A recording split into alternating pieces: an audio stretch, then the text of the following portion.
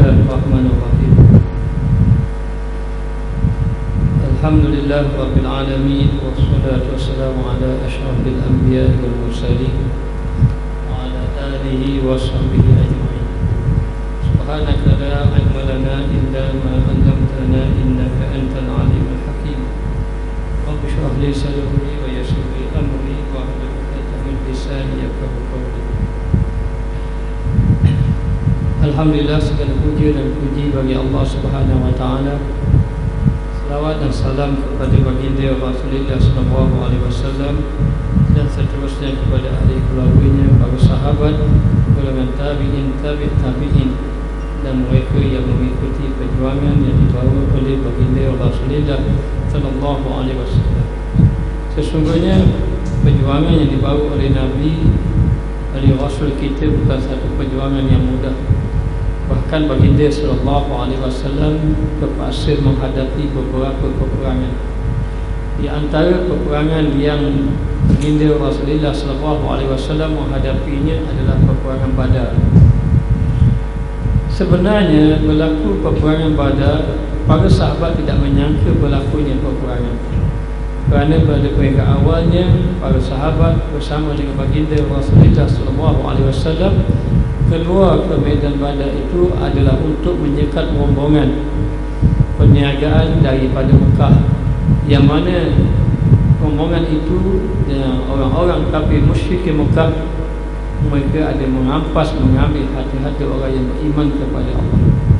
Namun setelah Abu Sufyan, yang ini kedua rombongan orang-orang Mekah, memberitahu kepada Abu Jahal agar dihantarnya pasukan tentera, akhirnya berlakulah pertempuran pasukan Islam yang dipimpin oleh baginda Rasulullah sallallahu alaihi wasallam bersama dengan tentera musyrik Mekah yang diketuai oleh Abu Jahal. Maka pertempuran itu, peperangan itu dimulai dengan seorang demi seorang, 3 orang daripada pihak orang yang beriman, 3 orang daripada pihak musyrik Mekah. Maka selepas ketiga-tiga tentera Islam yang terdiri daripada Sayyidina Ali karramallahu wajhah, yang terdiri daripada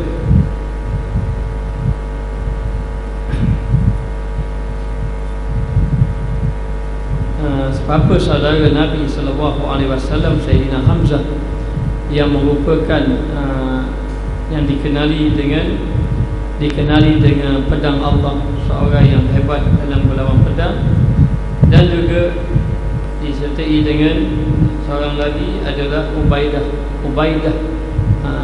Ibnu Haris, yang menentang ketiga-tiga, menentang tentera musyrik Mekah. Akhirnya ketiga-tiga berjaya membunuhnya, dan kemudian berlakulah pertempuran yang begitu hebat. Kita sudah cerita minggu lepas bagaimana berlakunya peperangan Badar.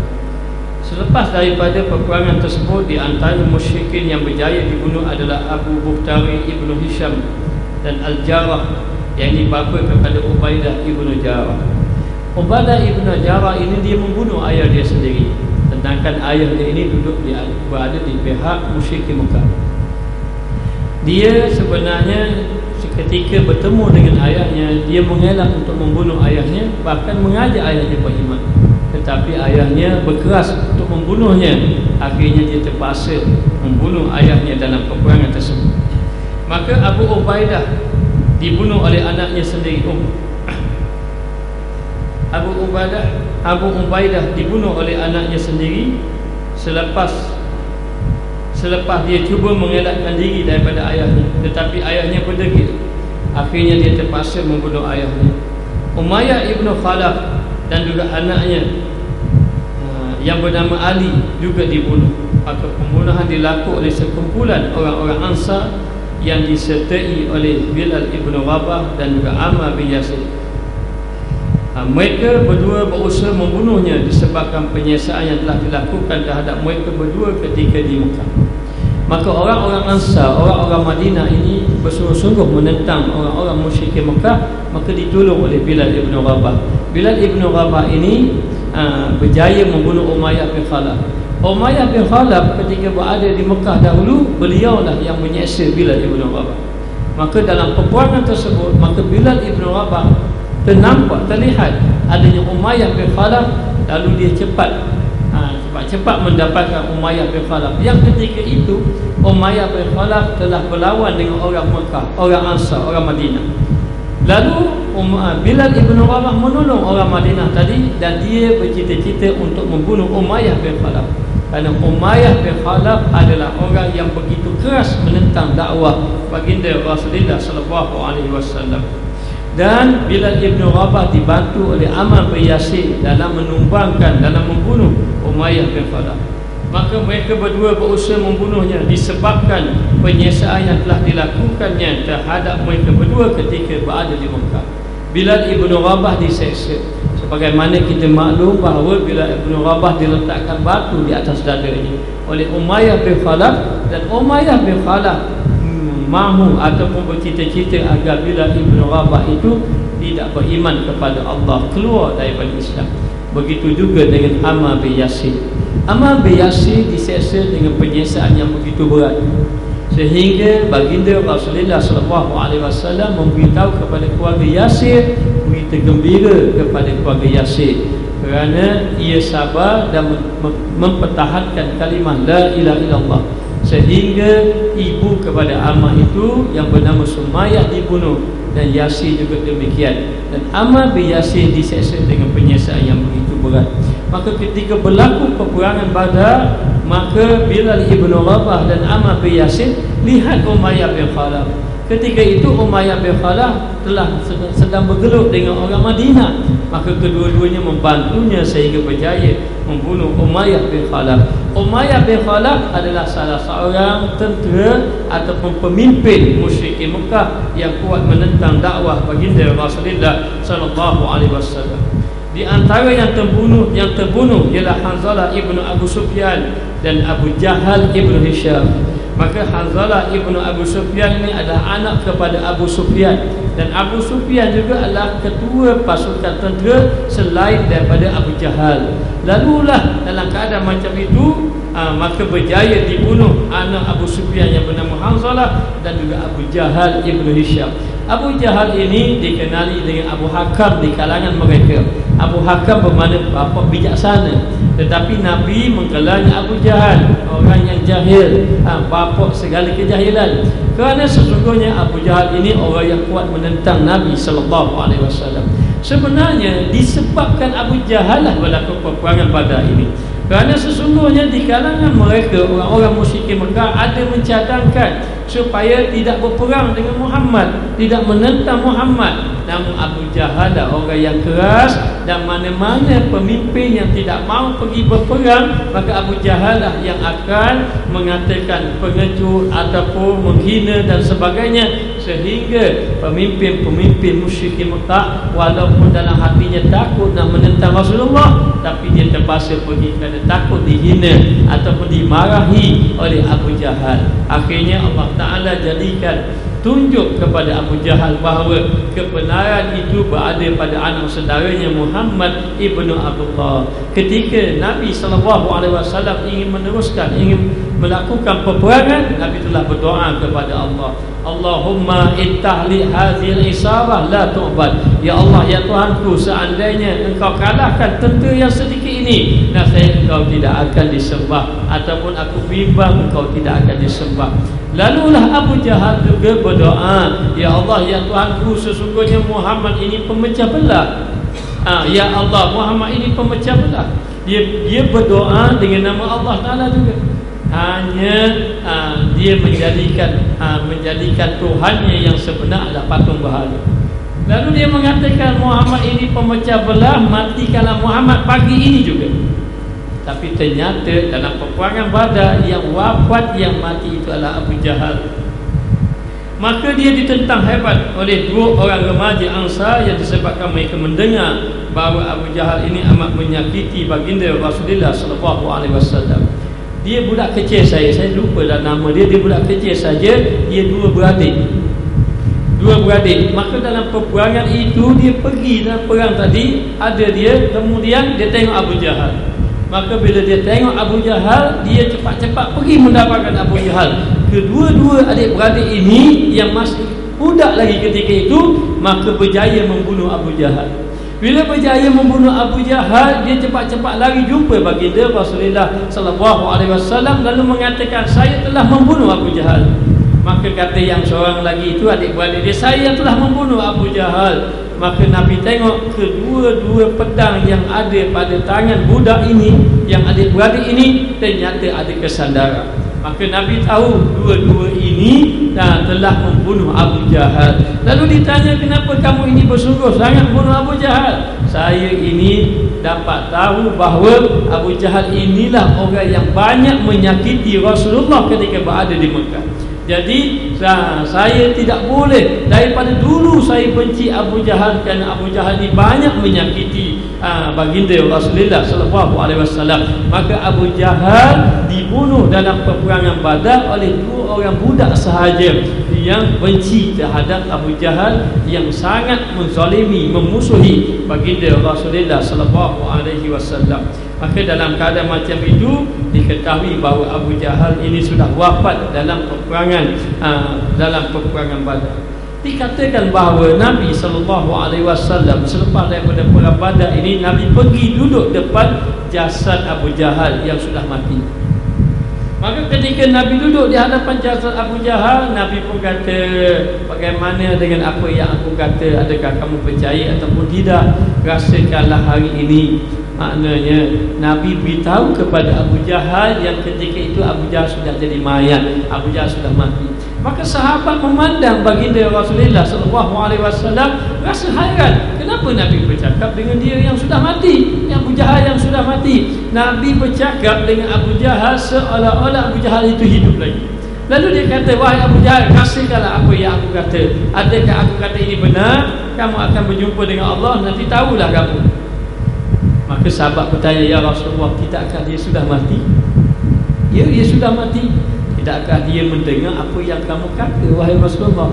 Rasulullah mengatakan, ya, dia dengar apa yang aku kata. Maka dengan sebab itu ada ulama menyuruh kita mentalqinkan si mati. Mentalqinkan si mati. Bahkan talqin si mati ini ada dua manfaat. Kalau berdasarkan kisah Nabi itu menunjukkan bahawa Abu Jahal yang sudah wafat itu mendengar kata-kata Rasulullah SAW.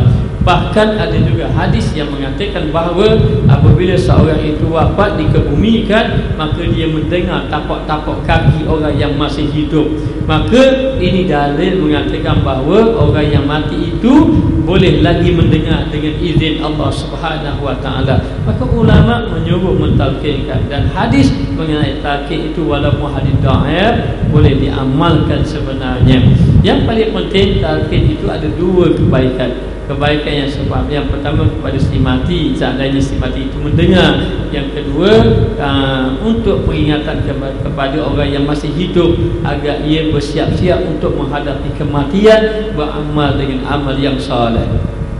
Dalam keadaan macam itu, Nabi SAW memberitahu sahabat, ya, dia dengar tetapi dia tidak boleh menjawab apa yang aku kata. Bahkan dikatakan kalau Abu Jahal yang menentang Rasulullah itu bersungguh-sungguh, dikatakan oleh Rasulullah dia mendengar, apatah lagi orang-orang yang saleh. Wala taqulu liman yuqtalu fi sabilillahi amwat. Jangan kamu kata orang yang mati pada jalan Allah Ta'ala itu mati. Bal ahya'un indallah. Akan tetapi mereka itu hidup di sisi Allah Subhanahu wa Ta'ala.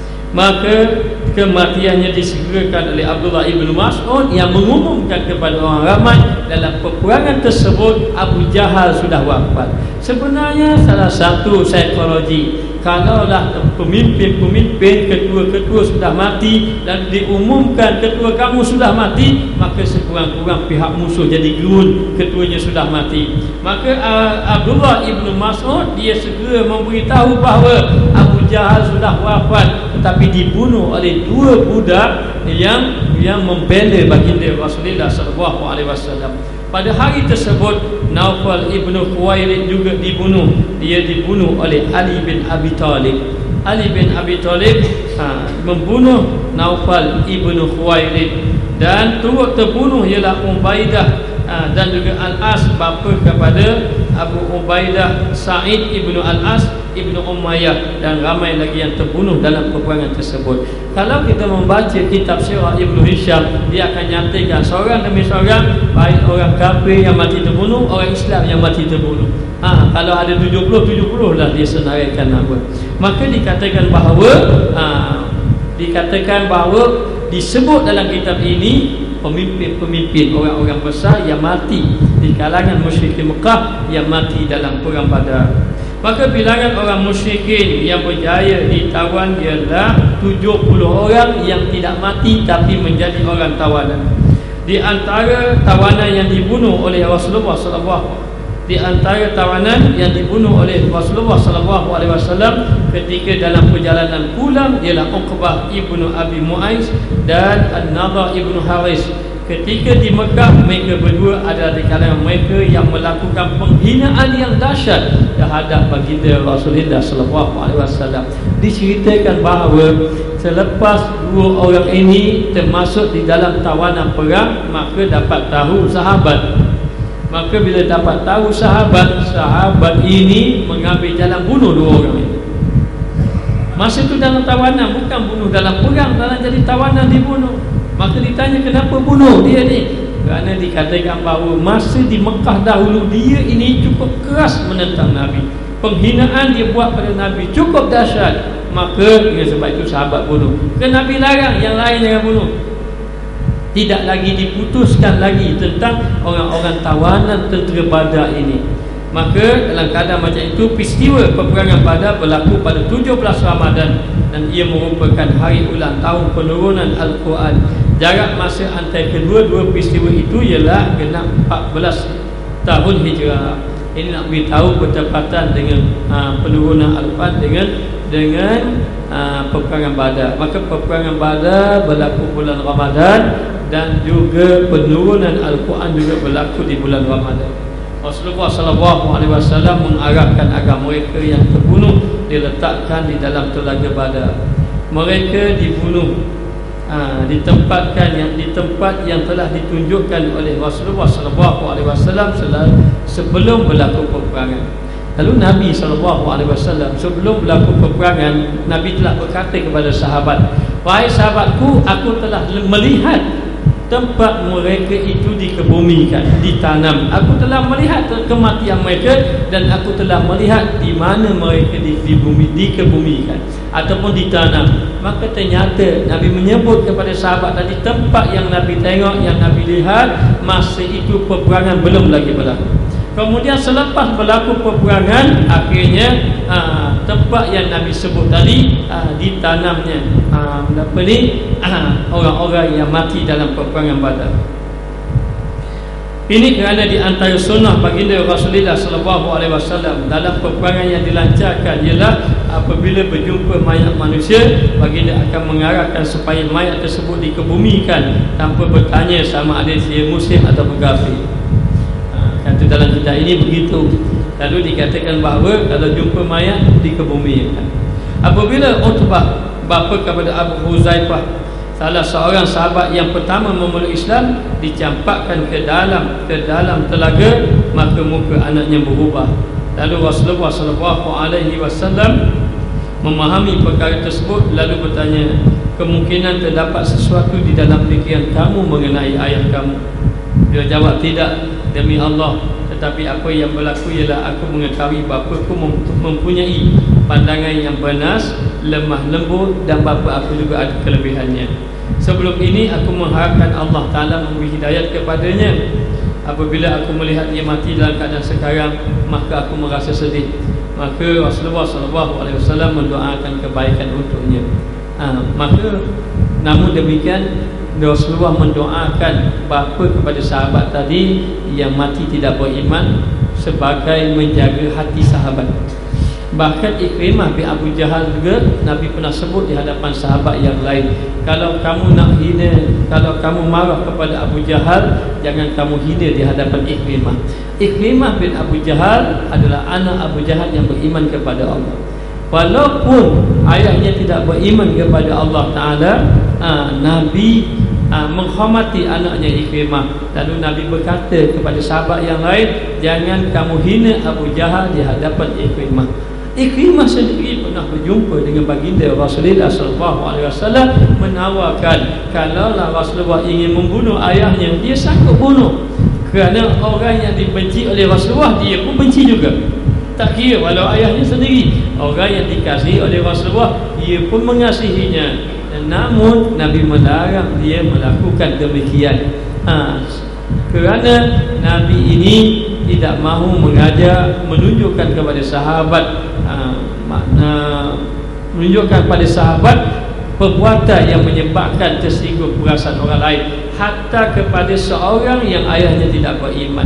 Maka berlaku dalam keadaan ini, Nabi tengok sahabat tadi, bila sahaja seorang yang bernama Utbah ini ayah kepada Huzaifah ini adalah setia sulit Nabi. Huzaifah ini dia tahu siapa-siapa ahli munafikin, dia tahu. Maka Nabi sayang kepada Huzaifah. Lalu dalam keadaan macam itu, ketika mana bapa Huzaifah yang bernama Utbah itu dicampakkan di dalam satu lubang yang digali, mana-mana jumpa mayat dalam di situ, maka Huzaifah tengok ayahnya dicampakkan, maka berubah muka. Bila berubah muka, Nabi pun tengok anak Huzaifah ni berubah muka. Nabi faham. Nabi tanya dia, ada apa yang kamu fikir? Tak ada, hanya aku ingat ayah aku ni orang yang ada kelebihan. Dia punya pandangan dia memang bagus, pandangan dia bernas, dan dia sebenarnya orang yang lemah lembut, orang yang baik. Dan aku sangat-sangat berharap dia beriman kepada Allah, tapi dia tidak beriman kepada Allah Ta'ala. Maka itu yang menyebabkan aku sedih. Nabi nak gembirakan sahabat, Nabi doa juga kebaikan. Doa kebaikan walaupun tidak beriman kepada Allah. Sedangkan doa kebaikan ni kepada orang kafir ni, kita doa sebelum dia mati. Moga-moga dia mendapat hidayah. Tapi ini sifat Nabi, menjaga akhlak, menjaga hati sahabat Nabi yang beriman kepada Allah. Begitu juga ramai menyatakan bahawa tentang ibu bapa baginda Rasulullah. Ada mengatakan ibu bapa Nabi ini dalam neraka. Ya, ada hadis sebenarnya, ceritanya mengenai ada seorang dia bertanya baginda Rasulullah SAW, bagaimana ayah saya? Nabi kata, ayah kamu ini dalam neraka. Sebab ayahnya tidak beriman. Maka dia pun sedih, dia lari. Bila dia lari, Nabi panggil balik dia, begini, ayah kamu dan ayah aku dalam neraka. Ini hadis secara zahir begitu. Maknanya, maka sahabat pun, oh bukan ayah saya saja, ayah Rasulullah pun begitu. Tetapi sebenarnya kata ulama, yang Nabi maksudkan ayah kamu dan ayah saya itu bukan Abdullah. Itu merujuk kepada Abi Talib. Walaupun lafaz zahirnya begitu. Maka di sini diajar akhlak. Nabi tunjuk akhlak. Lihatlah bagaimana Nabi tidak mahu menyakiti hati sahabat Nabi. Hatta bapa kepada sahabat ini yang mati tidak beriman pun, bila Nabi tengok dia berubah muka, rasa sedih, dia doa juga kebaikan kepada ayah tadi.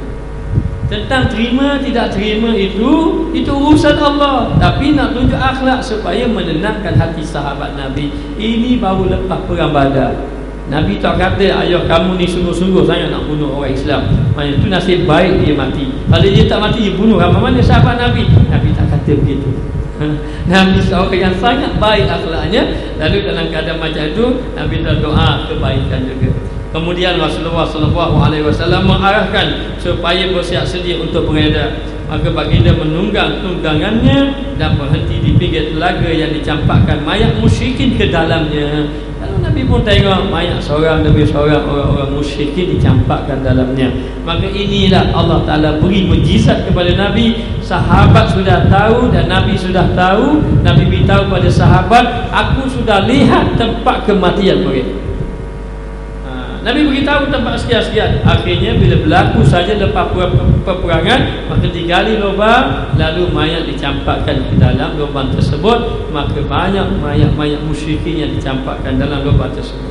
Maka di situ baginda SAW menyeru nama-nama mereka dan bapa-bapa mereka. Wahai Sianu bin Sianu, seru nama. Wahai si Fulan bin si Fulan, Adakah kamu tidak merasa gembira sekiranya kamu mentaati Allah dan juga Rasul? Sesungguhnya kami telah mendapati apa yang dijanjikan oleh Tuhan kami adalah satu kebenaran, kata Nabi. Nabi memberitahu. Ini nak beritahu selepas Nabi masukkan mayat-mayat dalam tu, Nabi kata pula, tadi Abu Jahal, Nabi kata, alangkah gembiranya kamu kalau kamu beriman dengan Allah dan Rasul. Aku sudah dapati bahawa apa yang Tuhan aku janji itu benar, katanya baginda Rasulullah sallallahu alaihi wasallam. Maka Umar berkata, wahai Rasulullah, adakah kamu bercakap dengan jasad yang tidak mempunyai roh? Tadi Nabi bercakap dengan Abu Jahal, lepas tu Nabi bercakap dengan mayat-mayat yang dicampakkan dalam lubang. Nabi bercakap. Kali ini Sayyidina Umar pula dengar. Bila Sayyidina Umar dengar, Sayyidina Umar tanya, ya Rasulullah, kamu bercakap dengan orang yang tidak ada roh tak? Maka baginda menjawab, demi Allah, demi Tuhan yang diri Muhammad berada dalam genggamannya, kamu semua bukanlah orang yang paling kuat pendengarannya daripada mereka terhadap apa yang aku ucapkan. Apa maksudnya? Maksudnya mereka itu mendengar apa yang aku ucapkan, kata Rasulullah. Itu orang musyrikin tu, musyrikin yang Nabi kumpul-kumpul campak dalam lubang. Nabi duduk depan lubang tadi. Nabi kata, kalau mau beriman dengan Allah dan Rasul, alangkah bahagianya kamu. Benar tak apa yang aku kata? Tuhan aku telah menjanjikan aku sesuatu perkara, janji Allah itu benar. Maka Nabi bercakap di hadapan jasad orang musyrikin. Maka Sayyidina Umar tanya, Rasulullah mengatakan, ya, mereka itu mendengar. Pendengaran kamu tak sama dengan pendengaran mereka. Mereka itu mendengar apa yang diucapkan oleh baginda Rasulullah sallallahu alaihi wasallam. Aisyah berkata, baginda menjawab, sekarang mereka mengetahui apa yang pernah aku katakan kepada mereka. Ia merupakan satu kebenaran. Lalu Siti Aisyah radhiyallahu anha membaca ayat, fa innaka la tusmi'ul mauta, maka sesungguhnya engkau tidak dapat menjadikan orang-orang yang mati itu menerima ajaranmu. Allah Ta'ala kata, kamu boleh cakap, tapi orang-orang yang mati tak terima ajaran kamu. Tapi sekurang-kurang orang-orang musyrikin Mekah yang beriman itu dapat mengambil iktibar lalu beriman kepada Allah Subhanahu wa taala. Sebab itu dikatakan bahawa ini salah satu jalan yang Nabi tunjuk kepada sahabat dan juga tunjuk kepada tawanan-tawanan perang. Baru ini saya bawa balik pada Penang, ada satu cerita yang menarik. Ada seorang itu berjaya mengislamkan orang kafir. Dia kata orang Islam, Allah Ta'ala ini tidak adil. Kenapa tidak adil? Dia kata orang Islam masuk syurga, orang kami masuk neraka, tidak adil. Maka jawab seorang itu, dia kata begini, ada satu stadium bola. Jadi nak stadium bola, bukan semua boleh masuk. Yang ada tiket dia boleh masuk. Yang ada tiket saja boleh masuk. Ni yang ada tiket pun masuk, yang tidak ada tiket pun ada, yang boleh masuk. Mana ada? Jadi kalau no, semua ada tiket baru ada. Jadi yang ada tiket boleh masuk, yang tak ada tiket tak boleh masuk. Jadi nak masuk senang saja, beli tiket dia. Kalau nak masuk syurga, beli tiket. Orang kafir itu faham berapa ribu tiket syurga. Dia tanya berapa? Tiketnya berapa? Tak ada bayaran. Tiketnya la ilaha illallah. Muhammad masuk bayar tiket, beli tiket dengan Muhammad la ilaha illallah saja. Nak bagi faham. Dia kata Muhammad mana ada? Lah, Muhammad memang tidak ada, tapi aku ejen jual tiket. Aku ejen jual tiket. Nak beli tiket dengan aku, mai ucap la ilaha illallah, habis masuk Islam. Dengan begitu sahaja Allah Ta'ala bagi. Lalu dikatakan bahawa orang-orang yang beriman kepada Allah memang sudah yakin dengan apa yang dijanjikan. Sehingga para sahabat memang bercita-cita mati dalam perang tadi. Namun orang-orang kafir yang tidak beriman kepada Allah, yang menentang Rasulullah sallallahu alaihi wasallam, mereka itu tidak mempercayai apa yang dibawa oleh Nabi. Namun Nabi tunjukkan dan memberitahu kepada orang-orang tawanan dan para sahabat, sesungguhnya si mati itu mendengar apa yang diperkatakan oleh baginda Rasulullah sallallahu alaihi wasallam, wa ma anta bimusmi'in man fil qubur, dan kamu wahai Muhammad tidak dapat menjadikan orang-orang yang di dalam kubur itu dapat mendengar. Kalau dia jawab kalimah la ilaha illallah pun kamu tak dapat dengar, tapi kamu cakap dia dengar. Kamu cakap dia dengar, tapi kalau dia jawab nak mengucap dua kalimah syahadat dalam kubur, kamu tidak dengar. Allah Ta'ala memberitahu kepada baginda Rasulullah sallallahu alaihi wasallam. Siti Aisyah menyambung kata-katanya, mereka mengetahui perkara tersebut adalah apabila mereka mengambil tempat tersebut, apabila mereka mengambil tempat di dalam neraka, dan dikatakan bahawa menunjukkan bahawa mereka orang-orang yang tidak beriman itu telah menempah tempat mereka itu di dalam neraka disebabkan menentang apa yang dibawa oleh baginda Rasulullah sallallahu alaihi wasallam. Kemudian Rasulullah menghantar beberapa orang muslimin untuk menyampaikan berita gembira. Baginda menghantar Abdullah ibn Rawahah kepada penduduk Aliyah, iaitu penduduk kawasan yang duduk tempat tinggi di kota Madinah, dan Zaid bin Harisah kepada penduduk Safilah yang duduk di kawasan yang rendah, dan dengan menunggang unta Rasulullah sallallahu alaihi wasallam. Nabi ada lagi di medan Badar. Baru lepas peperangan, Nabi kumpulkan orang-orang yang mati syahid. Nabi arah dua orang, pergi kabur ke orang Madinah, pergi kabur ke orang kampung kita tu yang duduk di tempat tinggi, yang duduk di tempat rendah, kabur ke mereka. Muhammad menang dalam peperangan tadi. Beritahu. Maka sahabat ini Abdullah ibn Rawahah dengan Zaid bin Harisah naik kuda balik Madinah. Nabi ada lagi di medan Badar. Dua orang ni balik di kota Madinah, beritahu berita gembira, Islam berada di tapak kemenangan. Islam mendapat kemenangan tadi.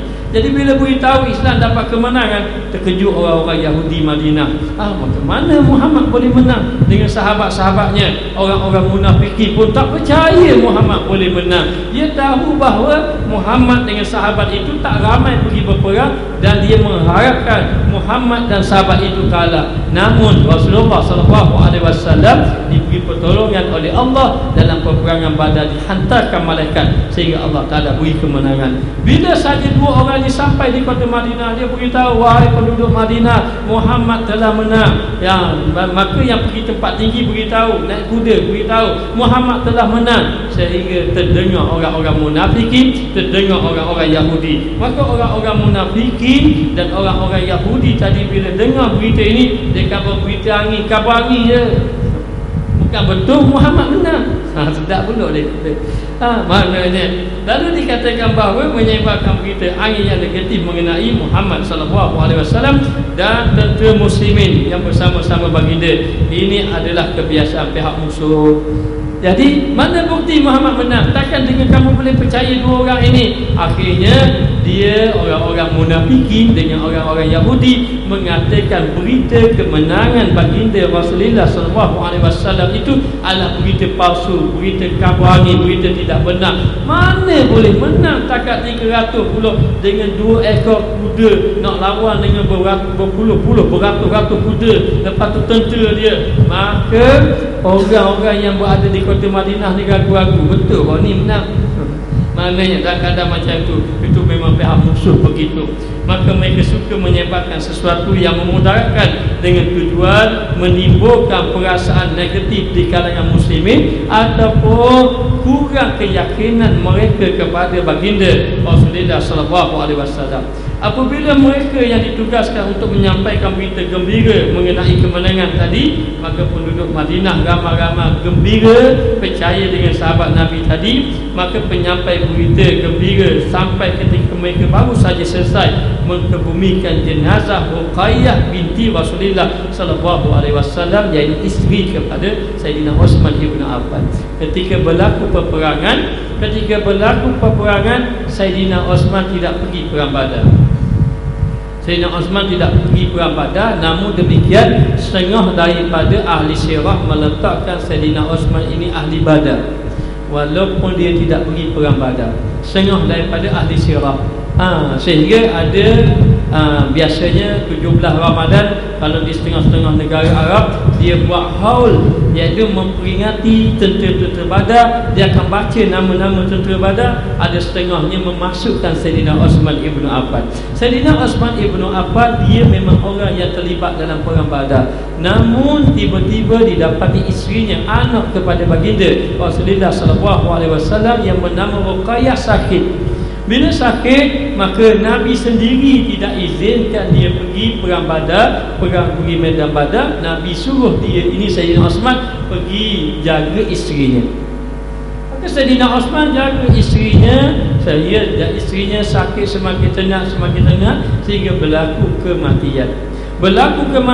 Ketika itu perang Badar berlaku. Maka perang Badar mendapat kemenangan. Ada sahabat balik berita gembira ini. Sampai berita gembira, yang munafikin dengan cara munafikin, Yahudi dengan cara Yahudi. Tapi sahabat Nabi yang kuat iman yakin dengan berita itu.